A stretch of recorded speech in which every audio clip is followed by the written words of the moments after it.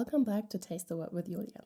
Today I'll show you how to make pearl sugar at home with just 2 ingredients. It's the chunky white sugar you see on Belgian waffles or, for example, Scandinavian buns like cinnamon buns. And sometimes, especially if you're not in these countries, it is hard to find pearl sugar in store or it can be really expensive. So let's make our own. For pearl sugar you only need 2 ingredients. You need 200 grams of powdered sugar and around 20 grams of water. First, add the powdered sugar to a bowl and pour a little bit of the water at a time. Mix everything together until you have a thick, damp paste. It shouldn't be runny, more like a stiff dough. Just work everything together until you have a solid mass. If it feels too dry, add a tiny splash of more water. If it's too sticky or too wet, just add some more sugar.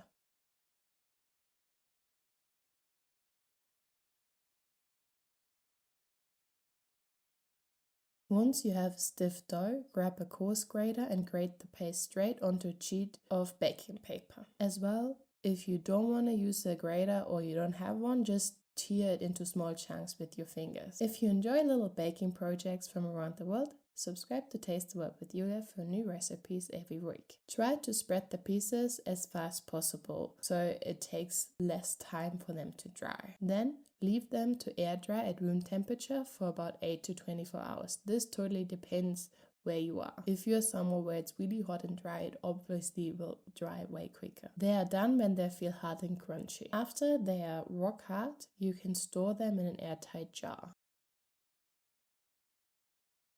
Here you are. That's homemade pearl sugar. It's perfect for sweet buns like cinnamon buns or anything that needs a signature crunch. Don't forget to like the video and subscribe to Taste the Word with Julia.